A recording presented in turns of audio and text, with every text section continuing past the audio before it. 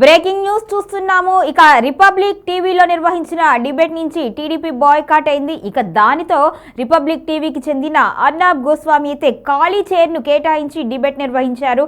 ఆయన అడుగుతున్న ప్రశ్నలకు టీడీపీ సరైన సమాధానాలు చెప్పకపోవడంతో ఆగ్రహం వ్యక్తం చేశారు అర్నబ్.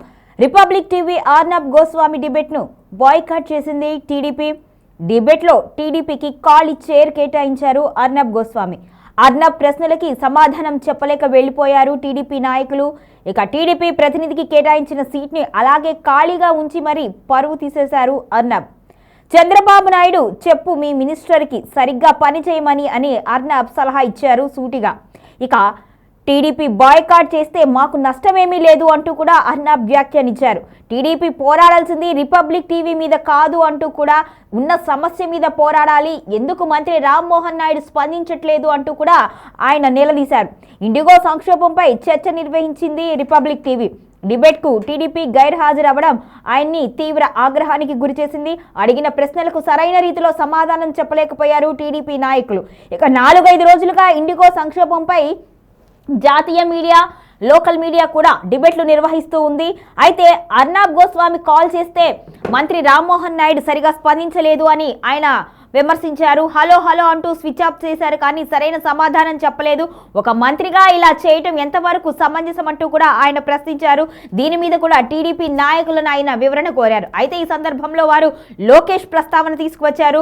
మరెవరో కాదు, టీడీపీ సీనియర్ నేత పట్టాభి లోకేష్ ప్రస్తావన తీసుకొచ్చారు. అసలు లోకేష్కు విమానయాన సంస్థకు సంబంధం ఏంటి అంటూ కూడా అర్నబ్ ప్రశ్నించారు. దీంతో ఏం చెప్పాలో అర్థం కాక టీడీపీ అలాగే మౌనంగా ఉండిపోయింది. మరి నిజంగానే టీడీపీ నుంచి మంత్రిగా ఉన్న లోకేష్కి అదేవిధంగా ఏవియేషన్ మినిస్ట్రీకి సంబంధం ఏంటి అంటూ కూడా ఆయన ప్రశ్నించారు. అసలు స్పందించాల్సిన రామ్మోహన్ నాయుడు ఎందుకు సరిగా స్పందించడం లేదు?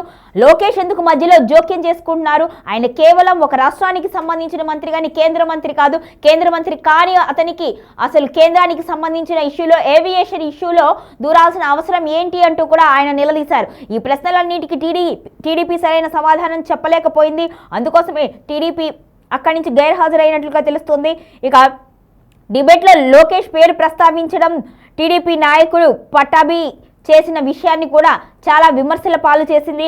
లోకేష్కు ఏం సంబంధం అని అర్నబ్ కూడా ప్రశ్నించారు. లోకేష్ పై అర్నబ్ తీవ్రంగా విమర్శలు గుప్పించారు. మొత్తానికైతే ఈ ఇష్యూ జాతీయ స్థాయిలో ఉంది కాబట్టి మీడియా ప్రతిరోజు దీని మీద డిబేట్ నిర్వహిస్తుంది. అసలు ఇండిగో సంక్షోభానికి కారణం ఏమిటి? ఇండిగో ఎందుకు సంక్షోభానికి లోనైంది? ఆ సమస్యలు ఎందుకు ఏవియేషన్ మినిస్టర్ తెలుసుకోలేకపోయారు అంటూ కూడా టీడీపీ గట్టిగా ప్రశ్నించింది. గత కొన్ని రోజులుగా ఎంతో సంక్షోభంలో ఉంది, అయినా సరే పట్టించుకోవడం లేదు, దీని మీద ఎవరు స్పందించట్లేదు అంటూ కూడా అర్నబ్ గోస్వామి అయితే తీవ్రంగా విమర్శించారు. మొత్తానికైతే దీని మీద కేంద్రం కూడా షోకాజ్ నోటీసులు అయితే జారీ చేసింది. ఖచ్చితంగా సమాధానం చెప్పాలి అంటూ కూడా ఆర్డర్లు వేసింది. మరి డీజీసీఏ ఎందుకు స్పందించడం? డీజీసీఏ ఇచ్చిన వాటికి ఎందుకు సమాధానం చెప్పలేకపోతున్నారు? డీజీసీఏకి ఇచ్చిన ఆర్డర్లని కేంద్ర మంత్రి ఎందుకు గుర్తించలేదు? వీరిద్దరి మధ్య సమన్వయ లోపం ఎందుకు వచ్చింది అని కూడా అర్నబ్ గోస్వామి ప్రశ్నించారు.